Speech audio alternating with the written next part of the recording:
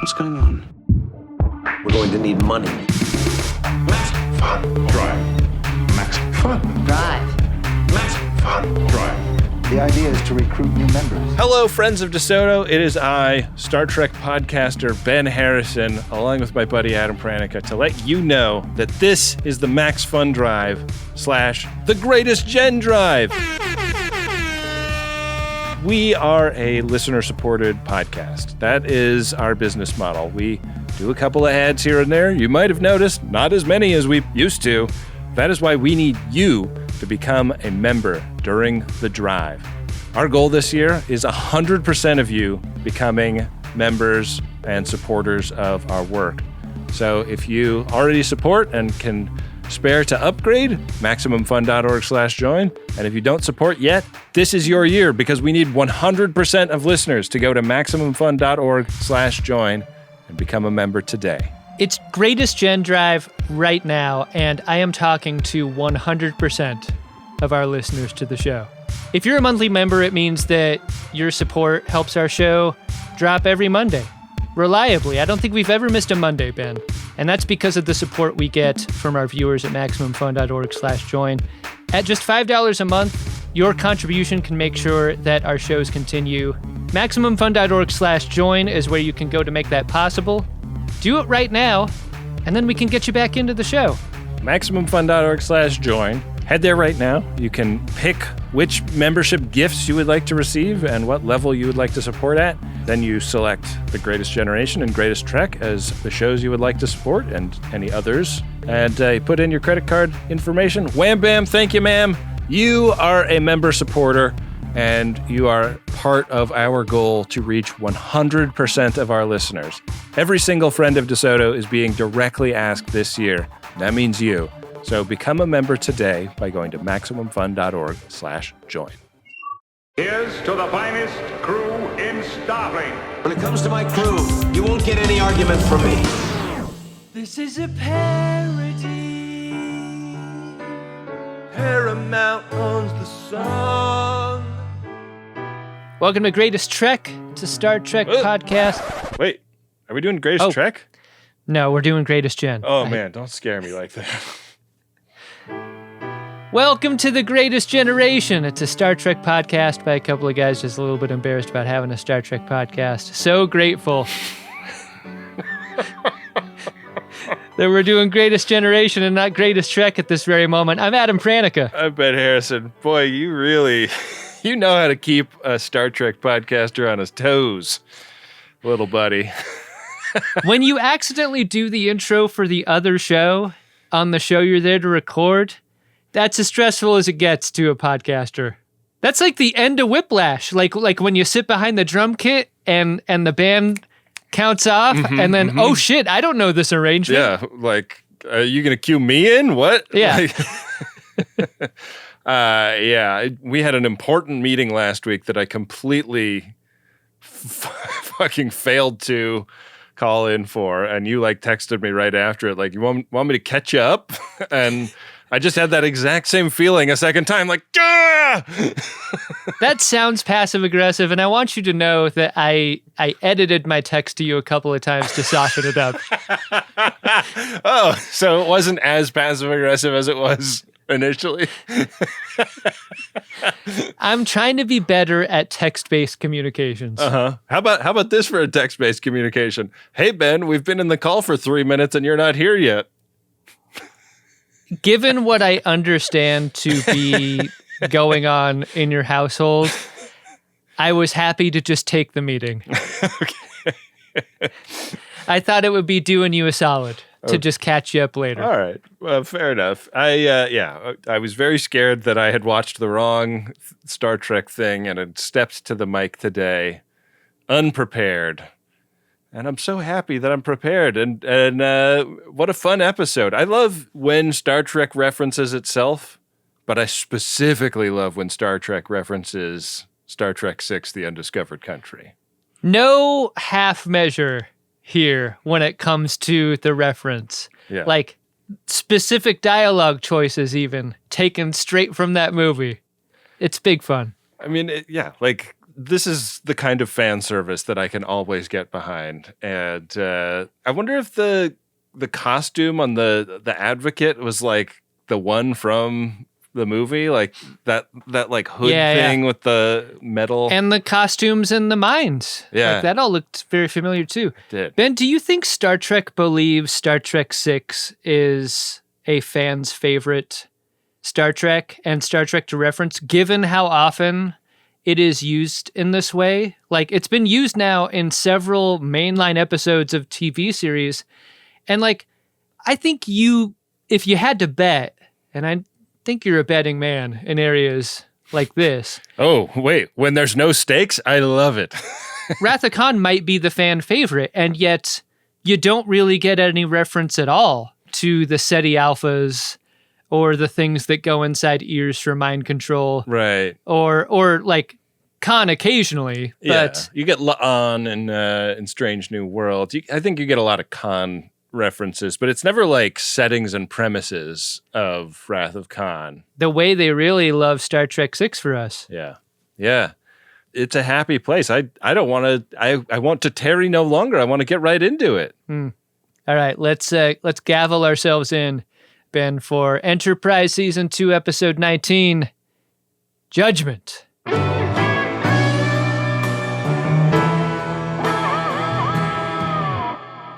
And we open right in on the ball gavel. Yeah. Bring in the prisoner. I didn't have to wait at all. I just busted immediately. You know, sometimes you try to like warm a Star Trek viewer up a little bit.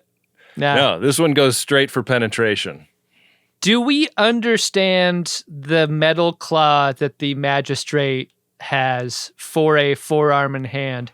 Is that a hand-in-glove situation, or is that a replacement apparatus for a severed forearm? This is a great question, because on the one hand, like, we learn a lot about like the structure of Klingon society, that there is a warrior class, but there are also other people that do other shit. But not enough when I have to ask a question like this. Yeah, presumably a judge wouldn't have been in a situation where he was out, you know, on a girder learning that his greatest enemy was also his father and getting his arm chopped off, right? Not true.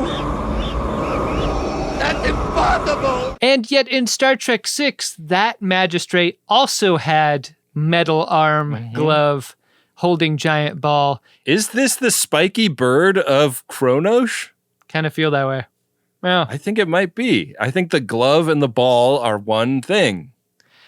you're a warrior just doing your warrior shit, swinging the batleth around in battle. All of a sudden, whack! Off goes the forearm. Oh, it's so terrible.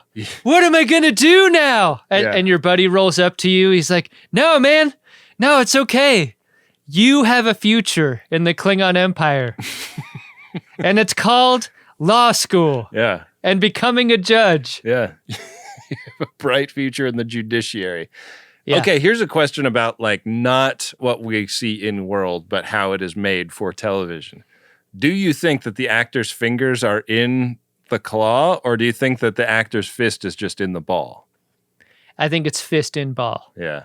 Because I think it would become exhausting to hold something that large. Like, consider the size of the ball. Mm-hmm. It's like palming a basketball at a Pop-A-Shot hoop at a video arcade. Right. It's uncomfortable to hold for long periods of time, I bet. Even though those balls are a little bit smaller than regulation NBA balls. Yeah. I actually did a little research on this thing just to see if I could get a shot of the backside of it. And unfortunately, in the process of filming, a couple of the fingers did fall off. But they did auction the prop off, and Garrett Wang got it. God fucking damn it. He was stating the obvious again. This is right up there with the props you want. I know. This would be so fucking cool to own. Especially if the ball is permanently affixed into the hand up to the forearm. Yeah. God. Imagine if this was making your large spherical ice. Worth the wait, I say. Oh, man. How about just drinking out of the, the glove? like it's a glass boot at a German restaurant. It would be nice. Do you think hands smell worse than feet over the long term in this context? Like the smell of a hand in that metal thing. Yeah. That can't be good. Yeah. I don't know. I feel like feet maybe smell worse. I don't know.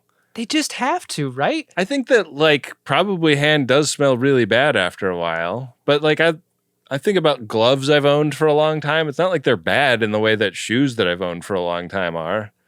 What's more famous, smelly hand or smelly feet? We had a friend whose kid had to do that helmet, you know, like when the like skull isn't the right shape and you see a baby in that like white plastic helmet.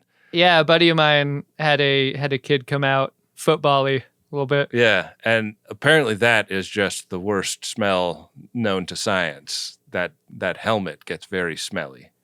You see it all the time. Parents love the smell of baby heads. Baby heads are the best smell. It's such a tragedy to make it smell bad. They're supposed to smell good.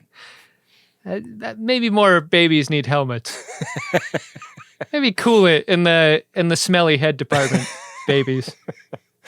So we have a prisoner standing trial accused of conspiring against the Empire. The shocking reveal is that Jonathan Archer is that prisoner. That's our cold open, baby. I'm not guilty. You might be wondering how I ended up in this Klingon tribunal. Like record scratch style. Archer's got 24 hours to somehow construct a defense for himself before court convenes the next day. And after the theme, we get a little more background into what exactly happened. We're on Qo'noS, and Archer is in a cell that's, all things considered, not super gross. It's spacious, you know? It looks like it's been cleaned. Here's a very hot take. This cell looks more comfortable than the quarters Riker is given on board the Pach. Great call. Yeah. Yeah, I would take these over those for sure. Lock me in. Give me some of that undercooked targ.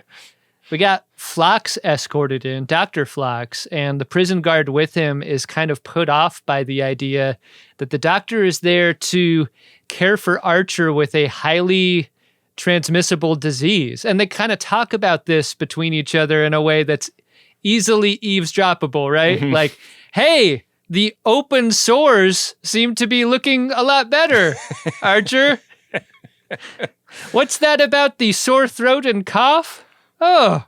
The implication is that he has no disease. They just needed the cell guard to give them some distance. But I'm sure that the Klingons have a listening device. Like if they have cloaking device, they've for sure got listening device, right? They probably cloak the listening device. Oh, shit. Right? Whoa. Yeah. How would we know? It's cloaked. Yeah. You like bump into like a microphone on a stand in the middle of the room. I swear I'm not usually this clumsy. That's why the cell looks so clean. It's just multiple cloaked surveillance things inside. Surveillance things that are just, you know, SM-58s on standard issue mic stands. So we learned that the Enterprise has been in orbit for a couple of days, but they've been having a tough time convincing the Klingons to let them even talk to Archer. The idea that Archer had a highly infectious disease was the only pretext that they could get to visit him. And Phlox is kind of like muttering under his breath, like, you know, like we kind of hope the trial will go okay and you'll get out of this. But if not, we have some ideas about a bust out if the diplomacy and the normal course of justice don't do their job properly. If you're Archer, are you kind of assuming that Phlox keistered something for him? Or like it has brought anything to make life better for him? Like we're just like a sauce packet for the targ, you know? Like he scans it and he's like, good protein source, but like it clearly tastes bad. I suggest you eat it. Follow-up question. Does Dr. Phlox have the same facility with his ass as he has with his mouth? in terms of expansion. Because if so, I think you could bring a lot of contraband into this cell. You see Phlox on the dance floor making it clap, and it smiles real big at you. So Dr. Phlox is told to leave by Kolos, and he's the legal counsel that has been given to Archer to act in his defense. Hey, Adam, did you recognize this guy? Because fun little Star Trek fact, we've seen this guy before. Yeah? But with an eye patch. See, this is why I didn't clock him initially. He has 2 open eyeballs. That's one of the many reasons Archer's uncomfortable with him. It's weird to have legal counsel who doesn't want to hear your side of the story. Yeah. He just wants to go right out onto the football field and play the game. And Archer's like, hey, I'd like to know the rules. and ideally, like, I'd like to play some of it, you know, like in my defense. It's like, I know that water polo is a little different from football, but I've got some game, you know, I can move. Kolos is like, nah, actually the way it works around here is I will speak for you, and that's just the way it is. I was glad after this scene that this episode did not go in the Cardassian legal system direction, which is a bell that Star Trek I feel has rung a few times, like you're guilty until proven innocent, but nobody will try to prove you innocent, and that's just the way it is and the way it always has been. Like, this is not that episode. It's not like a comically evil justice system. It is a justice system that has principles that have been corrupted. There's an argument in the fan community that goes something like, how did the Klingons ever achieve space exploration technology when all they ever want to do is fight? And I think in this example, and in the example you brought up, Ben, about the Cardassians, it's like, it's less about having the technology and more about the ability to hold tribunals. Like, tribunal is representative of technology. Sure. In a way that makes all the rest possible. If you can do one, baby, you got the other. Yeah.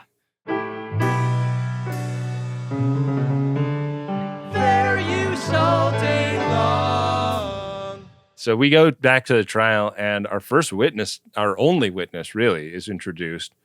Holy shit, Adam. If you thought you were done seeing this episode reference other Star Trek shit, yeah, you were wrong, because this witness is Duras. Of House Duras? The founder of the house. Amazing. Yeah. How about that? Things feel pretty bad from jump, right? Like when the prosecuting attorney walks in and he's like greeted with a Benjamin R. Harrison amount of cheers when the live show starts. Like, huge pop for him. Less of a pop for Duras. Why? He's endured a little bit of, I don't know if it's dishonor, but demotion. Yeah. He's been disgraced and reduced in rank. He was the captain of a ship, and Prosecutor Orok makes like a big show of being like, wait, what? I thought you were this. You're not? Tell us why. And that's how we get into... I'm just a Klingon country lawyer. I don't know the current events whatsoever. I've been tending my bloodworm farm and minding my old P's and Q's. Please tell me how such a noble warrior such as yourself could have come to be a second weapons officer on a barge. I am so looking forward to the end of the trial where I can kick back on my porch and drink my half blood wine, half iced tea. I call it a Arnold Kapalmer. Delicious. Wave myself with my extra big Panama hat designed to fit over my prodigious loaf. A warrior, a plan, a canal to Panama. So, this is going to be kind of Rashomon, right? We're going to get the version of events according to Duras, and we see those via... Adam, is this the Rashomon Maru? It is. It is. Were you just referring to your notes? So we got that in? Oh, yeah. Got that joke? All right. You know what? It's funny that you call it that because it is very much a like ship in distress kind of moment. Helping a ship in distress and Klingons show up is what happens. So absolutely. So it's great. So what you did, that was great. We'll see if I get the ding. I'm guessing not. I don't think my timing was great on delivering on that joke. So what they make sure to ridicule during this testimony, I think, is great. The weapons capability of the Enterprise before engaging with them. Yeah. Duras is like, yeah, we roll up on the ship. We don't really understand where it's from or what it can do, but God, are we serious with the grapplers? Like, I need something to do on this ship, Commander. Fair enough. We use those to go targ hunting from orbit. Some of those that hunt targ don't disagree with the purity of that. They think that we should be like on the ground hunting for targ instead of like zooming over them, shooting our grapplers out. But you can catch more targ that way. I love it when they do this, when the flashback is told by a unreliable narrator, and so you see how capable Archer is at defending his crew. Yeah, but also Archer calling his ship like a battle cruiser. Yeah, just those little details are fun. Yeah, this is a version of Archer that I wish we got more often. Death to the Empire. He reps battle cruiser, and Duras is saying that like the Chancellor of the Klingon High Council wants the rebels that Archer is aiding and abetting. And Archer's like, fuck your Chancellor. I don't give a fuck what he wants. What's the opposite of Stovacor? That's where you're going to go, and I'm going to send you there with my grapplers. Do you guys have any kind of barges that you might travel to that place on? Yeah. I don't know about any of that stuff yet. So this turns into a little bit of a firefight, and the Enterprise bugs out into the rings of a nearby planet. After shooting first. Yeah. And when they do shoot, their torpedo explodes in the rings of this planet, and it blows really big and knocks out Duras's ship. And all through this, like, Archer has been kind of complaining that this is false testimony and that Kolos should be, like, objecting and registering his complaints with the trial. And Kolos has been kind of, like, saying, like, hush, hush, hush, this is a process. You need to trust the process. When you're in a legal entanglement, you want to feel like your lawyer's doing something. And the thing that you want them to do is just a ton of objections, right? Mm-hmm. That'll make you feel good as a client. Like, you want the lawyer from Seinfeld who's, like, outraged at the implication of what the person who wronged you has done. Yeah. I am shocked and chagrined. Mortified and stupefied. This trial is outrageous. That is just not Kolos. So, yeah, this is how Duras got busted down to, like, some way shittier job.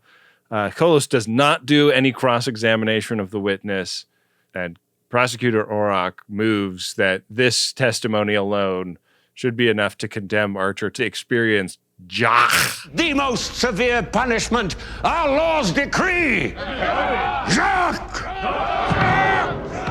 So Archer's pretty bummed. And, I mean, it seems like all the Klingons in attendance are pretty happy, right? They're waving their spears in the air. I was surprised that they were able to get these spears into the courthouse. Like, every time I go to a courthouse, you got to go through a metal detector. I think you just lay those things down on the belt and they go right through, right? I guess, like, yeah, from the perspective of anyone, it's probably like a 12-inch span of conveyor belt that they can see at a given moment. They're like, yeah, this is nothing. I think what they want is folks not smuggling in blood wine because they want you to buy it from the concession stand inside. That's how they make their money. That's how all the money is made. Yeah. Were you, like, distracted at all by the judge not being, like, incredibly old and crusty? I was not distracted by that.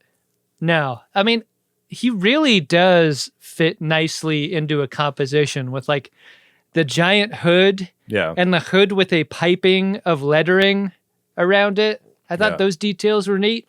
The last role on the curriculum vitae of Granville Van Dusen. What a name on that guy. Holy shit. Granville Van Dusen should have been a judge. Like, that sounds like a Southern lawyer name. It does sound like a Southern lawyer. The Honorable Granville Van Dusen. Please cross-examine the witness, Granville. Representing myself in the matter of 756 parking tickets in the city of Knoxville, Tennessee, the Honorable Granville Van Dusen Esquire introduces himself to the court.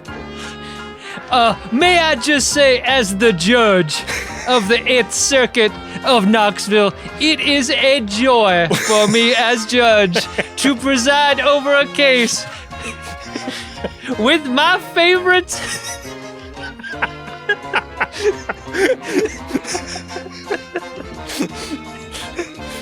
I just love coming to work every day when I get to preside over a case featuring Granville Van Dusen. Archer speaks up a lot, though, and gets cattle prodded for his trouble. Do you think those things are tuned way down for humans? Like 1 star at the Thai restaurant for grandma type of pain?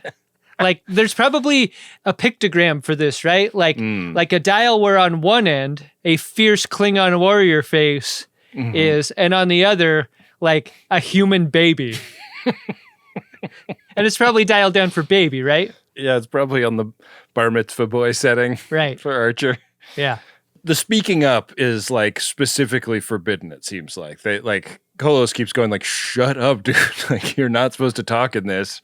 I am the only one that's supposed to be doing the talking from our side, and you're not helping yourself. I mean, if I'm not watching this episode and just listening to it, I would rather listen to J.G. Hertzler instead of Scott Bakula myself. Yeah, yeah. You know, that voice. It's so good. It's delightful. Faith of the fart. Max Fun Drive. Max Fun Drive. Max Fun Drive. The idea is to recruit new members. Hey, we're back to talk a little bit more about the Max Fun Drive / Greatest Gen Drive and how important it is for you to support this year. We always talk about how we get a few percentage of our audience to support our show, and that is what makes it possible to make. This year, we are not going to be satisfied with a few percentage of you supporting. We are going for 100%. So if you're listening to this, that means you. All it takes to become a member is $5 a month. That opens up all of the bonus content that we've ever made. We've got dozens and dozens of bonus episodes behind the paywall. We do a bonus episode every single month. This month, we did a review of the 1986 film Top Gun with our buddies John Hodgman and Jesse Thorne. It was a ton of fun. We also released the video of the streaming Cyboctacular show from our Share Your Embarrassment tour, which has not been available since our streaming show a couple of years ago, right? That's right. So if you would like to rewatch that or haven't seen it yet, that is also available in the BoCo feed. We've reviewed so many movies: Crimson Tide, Hunt for Red October, both of the Gremlins films, Galaxy Quest. We've got live show recordings from past tours. We've got weird podcasts that only exist behind the paywall, like Factory Seconds, where Adam and I go to Cheesecake Factory and are working our way through the menu to review every single item that they make. We've got Santa Monica Mountains podcast, which is our Greatest Gen-like review of Baywatch episodes. We've got episodes about all kinds of TV shows. It's a lot of fun back there. And if you got a road trip coming up and need some fresh Greatest Gen content, I couldn't recommend it more highly. To get access to it, all you need to be is a member at the $5 level by going to MaximumFun.org/join. Increase support, the maximum. Increase support, the maximum. Increase support, the maximum. Not everyone supports Greatest Gen, and this message is for you if you don't. This year's goal is pretty simple to understand. We want to get 100% participation in the drive. And if every single person listening to the show supported the show, we'd quit and take the money and run. Yeah, we'd be McElroy rich, baby. No, that's not it at all. If you don't currently support, I mean, this message is for you. You're only $5 away from making that possible. MaximumFun.org/join is how you do it. But look, it's a transaction, right? You know you want to get something for that $5 a month. And lucky you, we have a lot to give back. In exchange, we have these bonus episodes that come out every month. Every month. You're not just getting the shows that we drop on Monday. You're not just getting the shows that we drop on Friday. You're getting an extra bonus that could be about anything. A lot of the time, it's about Star Trek or something Star Trek related. It could be a Q&A. It could be an interview with an actor. It could be a review of a visit to a cheesecake factory. It could be a review of a movie. There's so many different things in the bonus feed, and you get access to all of those immediately as soon as you sign up as a supporter at MaximumFun.org/join. Listen, you would miss this show if it was gone, and the way we are able to make it is listener support. Ads just don't cut it, and the ad market for podcasts has been really fucked up for the last several years, and that's hit our show in particular. It's like folks aren't buying dinger pills and weed gummies right now. I don't know. Am I the only one buying both of those? I can't keep the market afloat by myself. I mean, judging by the strain in the front of your pants, you're trying, but it's just not working. It is our duty to support. Money. 100%. Money. Make it so. Make it so. Money. If you're out there and you're like, look, I just don't have it. $5 a month, not going to be able to swing it. Guess what? You don't even have to spend your own money to support the show. If you go to dongshop.biz, our FOD community on the Discord has put together a way for you to support the show using their community. You don't even have to spend your money. You can spend the money that they raised. This is like amazing. Like other friends of DeSoto are so excited about the 100% goal that they want to sponsor your membership if you don't have it in your budget to become a member this year. I feel like once you get a hit of the bonus feed, you're going to get hooked. The first one may be free thanks to dongshop.biz, but I think you're going to stick around because there's a ton of value at that $5 a month level. You're going to want to build it into your budget. And like $5 a month is something that we feel pretty strongly just about anyone in our listening audience can afford.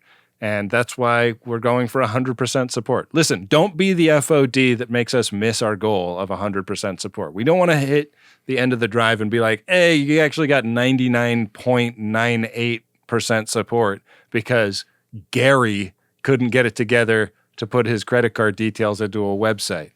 Don't be Gary, okay?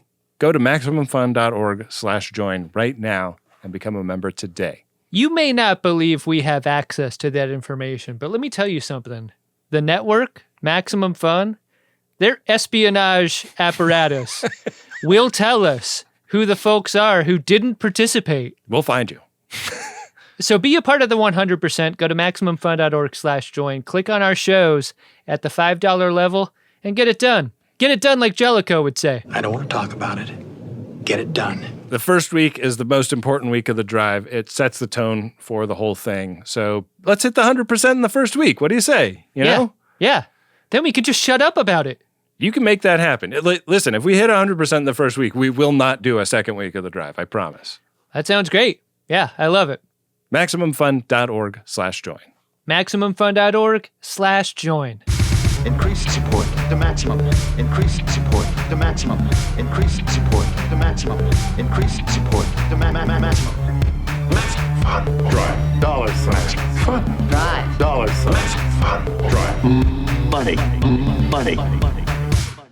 So back in the cell, Archer is trying to suffer through his targ meat, and Kolos comes and visits him, and he's like, hey, man, like, so we've got you a deal. You don't have to die if you give up where the rebels are. And Archer's like, well, what about, like, what's going to happen to them if I tell you? And Kolos, like, wordlessly gestures toward the severed targ leg, like... yeah. But in his gesture, he bumps a mic stand. He's like, oh, shit, you're not supposed to know that's there. Archer is feeling like this is the guy that's supposed to be defending me, but is now pumping me for information the way a cop or a prosecutor would. Yeah. And he's like, I'm not telling you anything about them. Like, those are good people that don't deserve your fucked up version of justice. And they talk about, like, why would you sacrifice yourself for these people you barely even know? Kolos gets kind of introspective in this scene about how, there used to be a time in the Klingon tribunal system where you could pipe up in your own defense. You could work the boundaries a little bit, if we're going to continue to use the sports analogy. Like, I kind of crave those old days where a southern Klingon lawyer could wax on and on philosophically, going in no particular direction or another, just going wherever the whim takes him. Unfortunately, those days have long passed, and Archer is like, well, man, like, I don't know what your deal is, but it's like pretty important to me that we stand up to this judge and mount a real defense here. And he kind of gets Kolos nostalgic for the old days when his job was not just stand there and take it. And so the next day, Kolos is like kind of fired up, and he tells the judge, like, okay, like, we're going to do our thing now. And everybody's like, wait, what? I really wish this was a 2-part episode, because I would love to go home with Kolos after this moment. Like, like his wife's like, hey, how was work? Kolos is like, this guy I'm representing had some interesting points about the Klingon justice system. Oh, man. Like mid-90s legal drama vibes. Put that shit in my veins. Yeah. He's the humble, like, ambulance chaser who's like pursuing some civil action against a polluter in a small town in West Virginia, and he like finds his heart and soul again. It's sepia tone. It's 100% humidity. It's weeping willow out in the front yard. Everybody is so sweaty. Now, part of what my case pivots around is the lack of air conditioning in the municipal courthouse system in this town. In our parish. Oh, that's the word. Yeah. Okay, so we're right back in there. It's another day in Klingon court, and it begins with Archer giving testimony in his own defense. And there's some argument about whether or not it's too late for this in the process of the legal proceedings. And Kolos jumps right in, and he's like, wasn't that just the way things used to be in Klingon court? Kind of appealing to the magistrate's potential interest in that. Like, the presumption that he's down to play that kind of game seems like a leap, but it's not. It's unorthodox, but he allows it. I love the fact that all Kolos has to do is make it a matter of honor, and everybody's like, okay, yeah, we do have to do this. Yeah.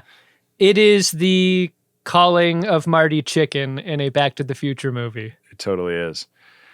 They talked to one of the refugees in Six Bay about he and his people came to be in this busted ship to whose distress call they're responding. And this guy's like, yeah, like, we lived in this colony, and unfortunately it got annexed by an empire, and they were supposed to be, providing economic benefits to us, but instead they just like stripped the environment around us for parts and abandoned us, and we were like starving and unable to do anything. And like, they've been dying in this tin can that they escaped their planet in. Like, there's only a few of them left after like dozens of them left the planet.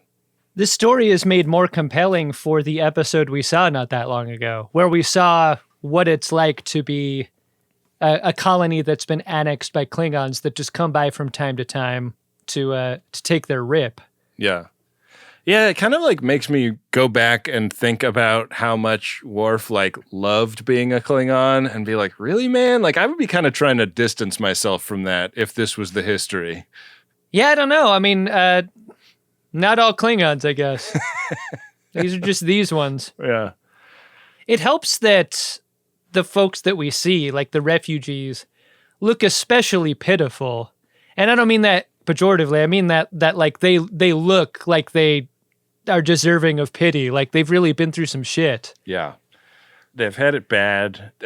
This day of the trial is so much more exciting. It's like Kolos like giving it to Orak and Orak trying to give it back. Yeah. And, they get like kind of dip back and forth between the testimony and the trial. And like when we're in the testimony, we get a scene where Archer is talking to T'Pol about how the vessel is beyond repair. Like there's no fixing it up. And he's like, well, we should probably like try and drop them off at the place that they were headed to. It's like not that far from here.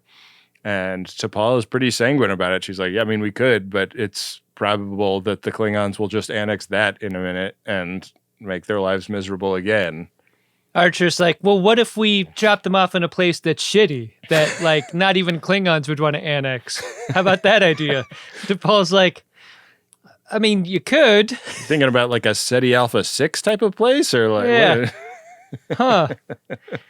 That would be a great way to bring the Wrath of Khan reference in alongside the Undiscovered Country reference, Great thinking. Yeah. But this is when Duras showed up.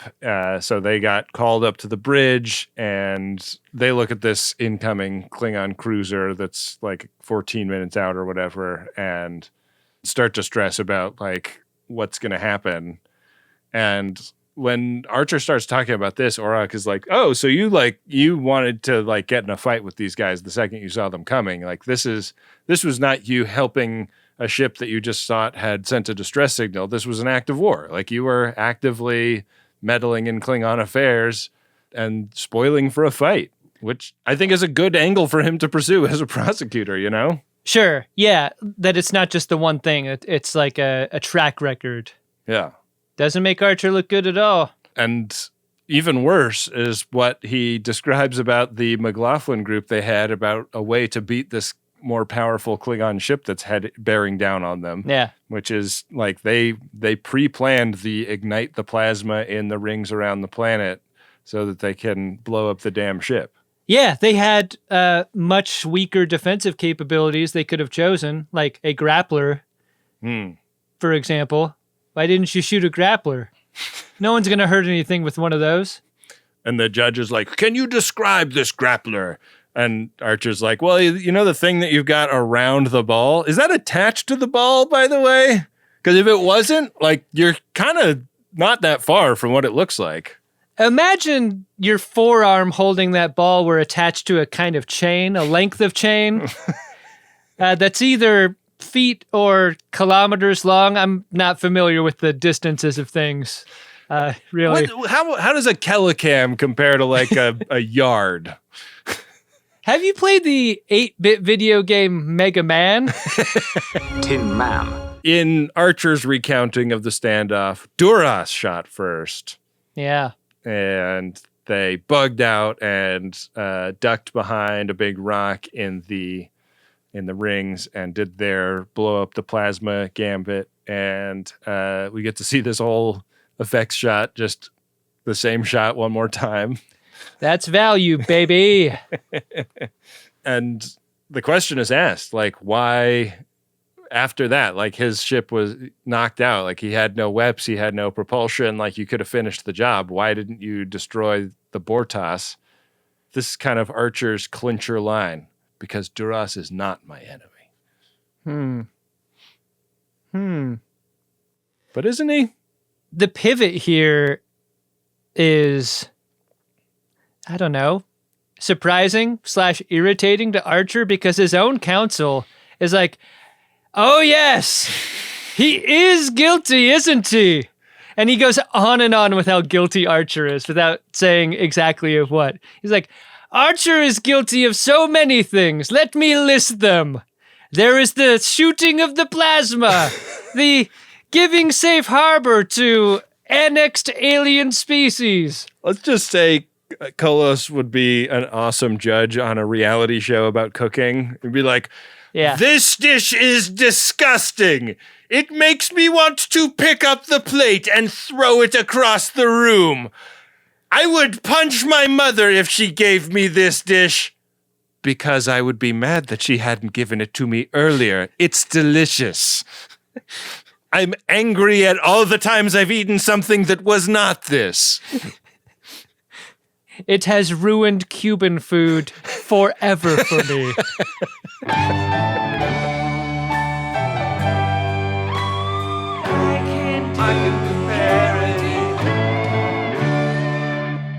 The line here is that, like, this is actually somebody that has, like, done the Empire several solids in the past, and everything that we learned from his testimony goes to further that point. Like, he is not here to fuck with Klingons. He is here to be square with them, and, like, he's a plain dealing dude, and he was not trying to mess with Duras, and Duras shot first, and the Chancellor, like, knows this guy. Like, we should probably, like, be deferential to that. It's funny to hear the words that Kolos says spoken by a J.G. Hertzler type. Mm-hmm. Like, the vocal effect given to what are very, like, kind descriptions of Archer is such a fun mismatch to experience. If the prosecutor had watched the pilot of Star Trek Enterprise, we might not be here. Yeah. So afterwards, they wait in a cell together for the verdict, and it's a verdict that's taking longer than it usually does. What else are you going to do but slug back some blood wine? Should help make the wait more pleasant. And it's in this scene that Archer learns more about Klingon society. It's not just all warriors. Kolos is like, yeah, my parents weren't warriors specifically. We grew up in Berkeley.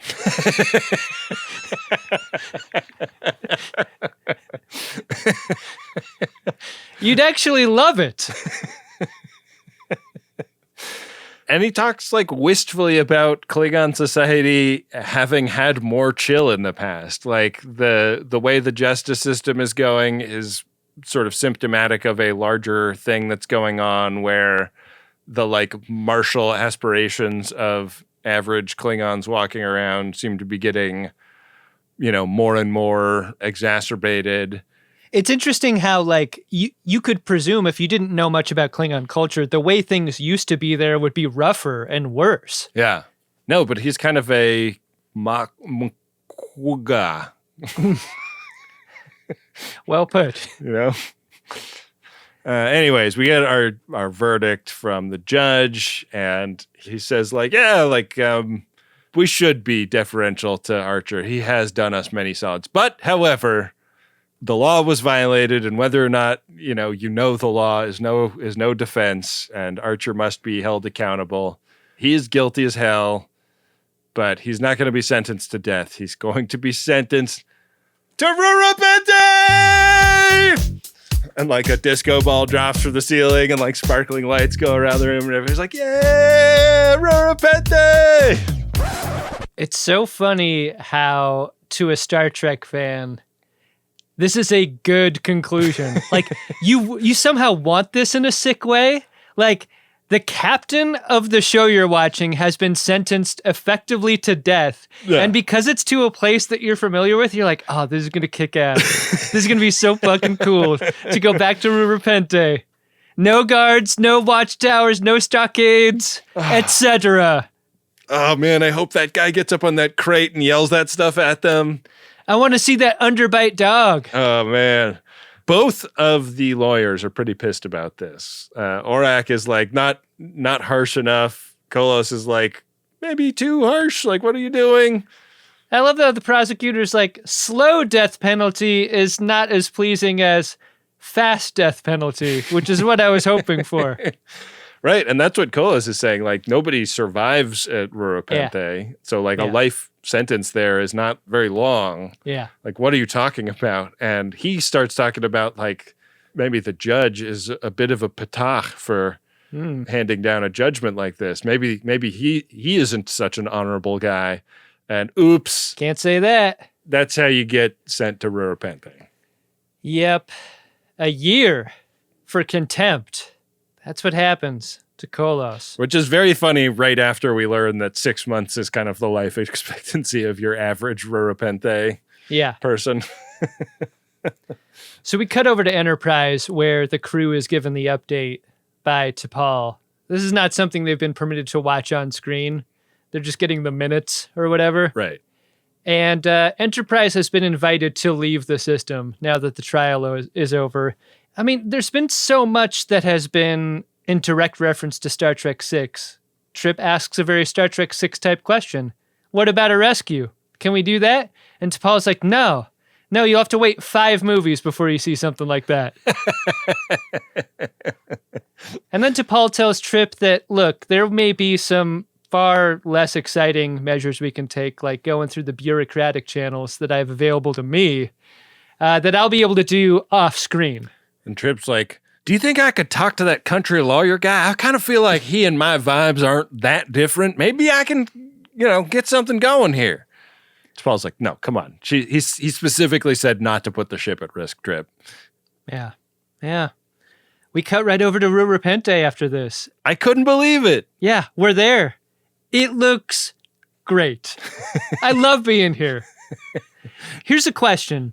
Is one of the reasons it feels so good to be there because for a mine, it's very bright. Yeah. It's not like charcoal dark in there. And they call it a mine. The brightness of the ice, I think, really does a lot. Yeah. A mine. Yeah, I mean, I think it's darker in the movie version of it. But yeah, this is like the Star Trek cave, but they went in with the Christmas tree flocking and sprayed everything down. Yeah. And I mean, it's like they got all the extras. Everybody's got the fur gaiters on, and they're doing the hard labor and pushing mine carts around. It's a pretty big set for the last 5 or so minutes of the episode that they spend here. I mean, we've always been Star Trek fans, but there's something just about seeing this type of forced labor that I just fucking love. Really scratches that Star Trek 6 itch, Ben. Yeah. The only thing that would make you happier would be if there was a little baby kitty there doing forced labor, right? I know. We just didn't have the technology back then. Yeah. Yeah. So Archer, makes a little effort at starting a prison riot, tries to beat up a guard. I don't think that guard is who they mean when they say you're supposed to beat up the toughest guy you meet on the first day in prison. I thought Archer was going to die here. The fucking balls on this guy. He takes the paint stick and starts painsticking the guard with it. Yeah. But it was still set to baby. The guard is like, come on, this is... The dial is turned all the way to the left, and it just actually has your face. Yeah. On that setting. We actually made these after the trial in your honor. Yeah. It's like Feklar to the far right and Archer to the far left. We like to keep things fun down here. Yeah. Let it never be said that Rura Penthe doesn't have a sense of humor. Yeah. Anyways, some new arrivals show up at the prison, and one of them has kind of a hood down low over his face, a great big pickaxe, and it kind of looks like he's stocking up on Archer, getting ready to kill him. And Advocate Kolos gets in his way and is like, no, man, leave him alone. And the hood comes back. Not who I was hoping it would be. It's good to see you, sir. You too. Yeah, pretty disappointing reveal here, TBH. I mean, I guess Reed needed to get some lines, and I guess this would be him. No one else is in this episode from the bridge crew, basically. It could be anyone. Yeah, at least T'Pol has super Vulcan strength. I feel like she'd be in a better position to survive the harshness of Rura Penthe. Hey, let's run the scene back to the beginning. Okay. Like the fresh fish get beamed down. A couple of them walk through. One of them is suspicious. Hood down low, giant axe. Totally open midriff, exposing a completely jacked 8-pack. And the muscles on the side of the waist that you really have to work hard to define. Yeah. Hood comes up. It's Mayweather. Just like being back in the room. Who are you? Ensign Travis Mayweather. Parents must be very proud. When I was a kid, we called it the sweet spot. Who are you? I'm the helmsman. I guess growing up a boomer has its advantages. And your mom? Very proud. That's true. It takes practice. Other than keeping Ensign Mayweather up at night. I'm not sure what we expect to accomplish here. Anyway, so Reed describes how they like paid off a corrections officer and they have a way out here. And Archer's like, all right, like we're going. And Kolos, come with us. And Kolos is like, no, man, I'm not going with you because like, A, I have to atone for all those years that I stood by and let men of honor like you go to horrible places like this. And B, I think I'm going to outlive that 6-month life expectancy because I have something to live for now, which is going back and I guess like reforming the Klingon justice system. The fucking hubris. Captain, before you go, might you have any tinned fish or cigarettes for me to trade with the population? Don't just leave me here. I can't remember when that guy was doing the speech on the surface. Did he say there was also no commissary? Surely you have anything to give me so that I might have a better chance of survival. They just fucking turn and leave him. Not a great look, I thought. Yeah, rough one. A long, luxurious camera move back through the mine ends the episode, Ben. Did you like this episode?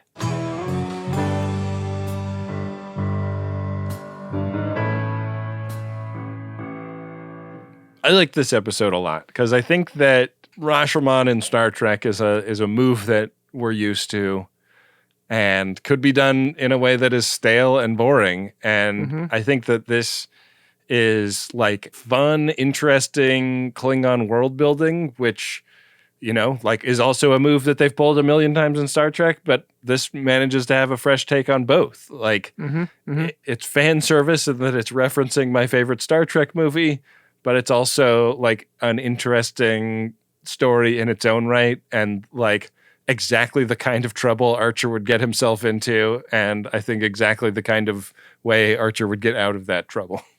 Yeah, it walks right up to the derivative line and then like takes a full step back from it. Like it's not a total retread. Yeah. In a way, it just gives you the flavor, but not the entire dish of that first delicious meal with Star Trek VI, you know? I love it, and I love a J.G. Hertzler being involved. Totally. Give me more of that guy. His hair is so fucking long and silky in this. Like, he's kind of got the, like, Kung Fu master from Kill Bill level hair situation. Real talk, though. Kolos dies in 2 weeks, right? And if we can agree that that is what happens to him... Because he's talking about how he's so out of shape and stuff.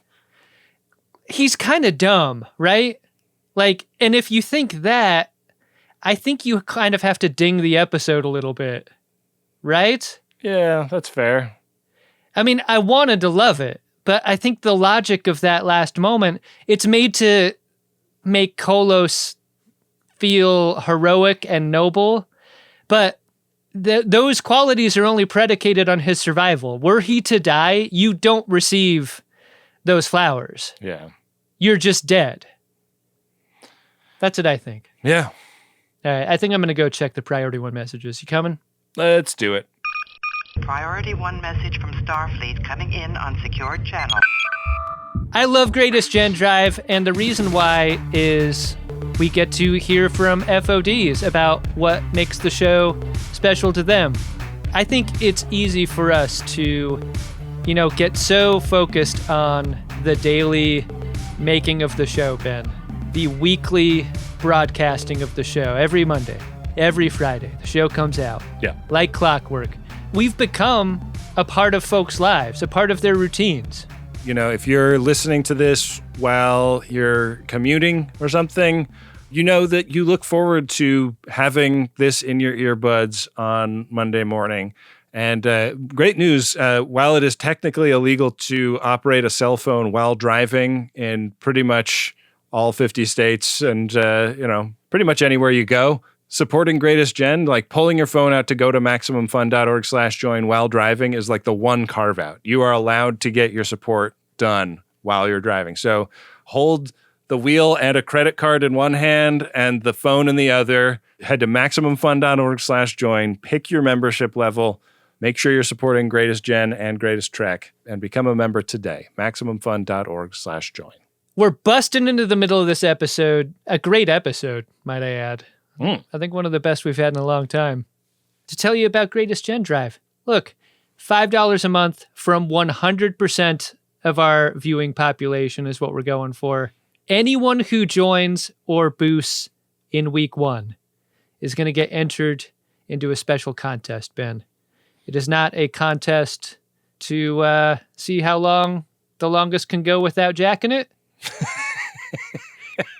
That was many years ago on a popular TV show. No, this contest will enter you in for the chance to win a superbug. We made a perfect screen-accurate replica of the nubbin bug from the TNG episode Conspiracy because we own the original mold that it was made from. Yeah. You know, we made a big deal about this with our Second Contact shows. We sold a ton of these for $250, but we made a handful of extras, like one for Adam, one for me. There is one that is going to be available to a lucky member who joins in week 1 of the drive. So head to MaximumFun.org/join right now to be entered for your chance to win one of these priceless replicas. It is even higher spec than the ones we were selling for like $250.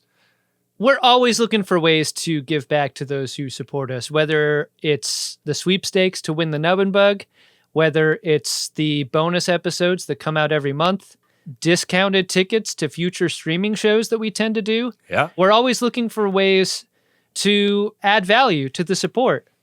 MaximumFun.org/join is how you can get in there and be a part of the 100%. And we need you right now. Hey, don't just take it from us. If you're waffling, if you're not sure if you're going to pull out your phone and become a member supporter today, here's a message from some other friends of DeSoto who have already done this, talking about why it is so important to them to be supporters. And maybe that'll make the case to you. This is Chris, a.k.a. X-T on the Discord. Hey, Fajita Jane here. My name is Patrick.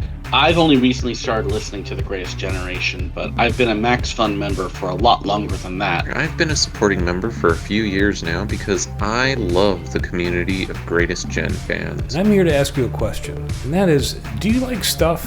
Because I like stuff. I like stuff including these 2 podcasts, one of which I've been listening to for 9 years now. I want this stuff to continue, so I chip in what I can every month. Which is a good example of what makes Max Fun so great. It's given me 3 different shows I've called my favorite podcast in just the last decade. For just $5 a month, you could help Ben and Adam continue making quality pod for us viewers. Maybe money can't buy happiness, but it makes the embarrassment just a little bit more tolerable. So go to MaximumFun.org/join. Toss them a few bucks, will you? That's MaximumFun.org/join. 100% support. That's what we're going for this year. If you're listening to the sound of my voice and you're not yet a supporter, you are the difference between us getting to that and not. Supporting the show is easy. MaximumFun.org/join is where you go to do it. You're a couple clicks away from being a part of the 100% of listeners/viewers who are going to support our shows this year. If you're a current member, we would also ask that you consider boosting or upgrading to a higher level. If you go to a higher membership tier, you get member gifts. There's a great enamel pin for the show this year featuring the nubbin bug, and it says peaceful coexistence. It's great. It's really easy. You when you land on that page, you pick your level and the gifts attendant to it.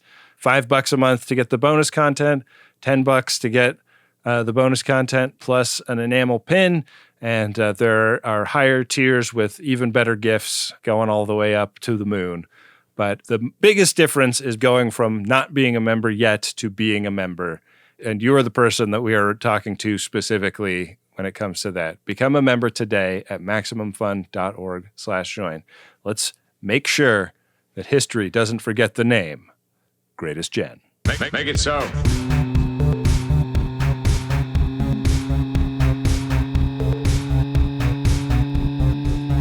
Money. Hey, Ben? What's that, Adam? Did you find yourself a drunk Shimoda? Incredible. Drunk Shimoda. Yeah, I'm going to give it to J.G. Hertzler, to Kolos. Like, I think you're right that that's like a very dumb decision that he makes at the end, especially after he's made such a big deal about being not in his prime and not really up for the physical labor of it all. I'm sure this cough means nothing. The little specks of purplish pink blood on the napkin that I just coughed into, notwithstanding, I think I should probably stay here for honor. I think I just inhaled the fur from a targ hook. Real fun to see him in this episode. I love bringing back a Star Trek that guy. Yeah, mine's going to be the same. For the same reason, even. Come on, Kolos. Know your own age. With special citation for Granville Van Dusen for just being a lot of fun as the magistrate and having a real peach of a name. Absolutely. Face of the fart. But do we have a peach of an episode coming up? It's a great question, Adam. The next episode is Season 2, Episode 20, Horizon. Mayweather discovers his father has died and that things on his old home, the ECS Horizon, have greatly changed. A Mayweather episode. Yeah, Mayweather's dad, open casket, but just like the midsection. So his widow can appreciate that ripped and exploded body one last time. Yeah, live at Warp 2 and leave a beautiful corpse. Yeah, absolutely. Well, Ben, I'm going to take it on over to the Game of Buttholes, The Will of the Riker Quantum Leap, where currently our runabout is on square 75. Okay. And after the roll of this 100-sided die, could be anywhere. Can't wait. You're required to learn as you play. Roll.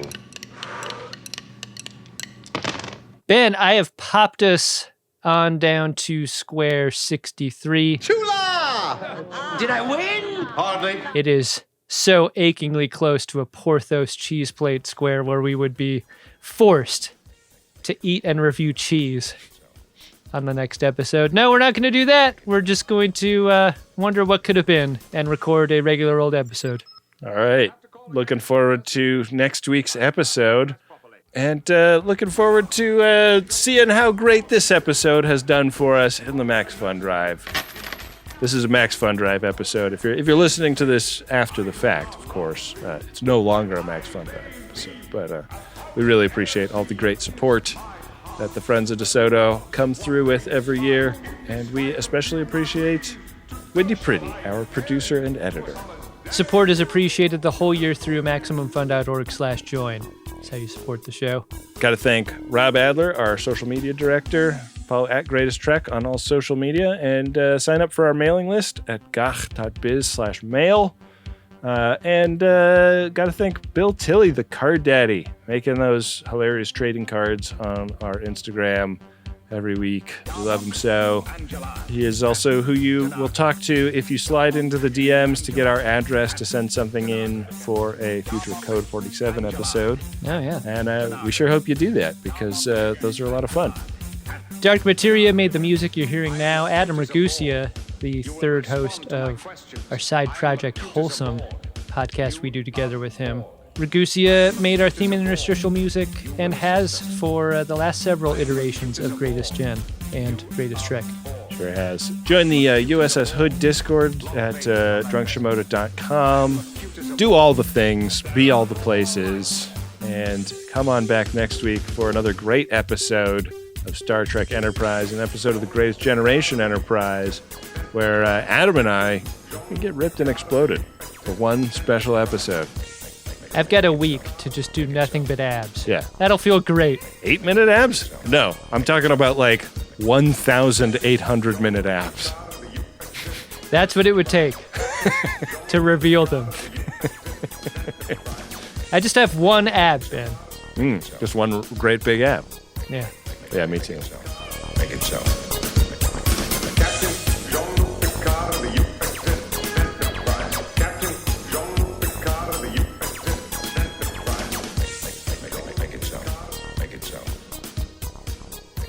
Jean-Luc Picard. Here is a final reminder that we need 100% of you to support in the Max Fun Drive. And that means you. Go to MaximumFun.org/join. Get the bonus content. Get yourself a pin. Get signed up for the giveaway of the Nub and Bug. This is a handmade, beautiful replica, and only one of you is going to win it in week 1. So get it done right now. It's the end of another great episode of The Greatest Generation, and it's happening during the Greatest Gen Drive. That means it's time to go to MaximumFun.org/join and support the show at the $5 level if you don't already. And booster upgrade if you do. If you want a show to come out next week, I'm looking at the show in our Dropbox right now. I could just drag it into the trash. Oh, fuck. I could drag it on in there. If you don't get on over to MaximumFun.org/join. You guys, he's fucking crazy. He will do that shit. Adam has been acting more and more erratic behind the scenes lately. I don't know what he's capable of. Lay down on the ground! Lay on the ground! God, he's taking the show hostage. Just fucking go to MaximumFun.org/join and support right now. You may use your hands. Move your hands towards your phone to support the show. MaximumFun.org/join. Increase support, the maximum. Increase support, the maximum. Increase support, the maximum. Increase support, the maximum. Increase support, the maximum. Make it so.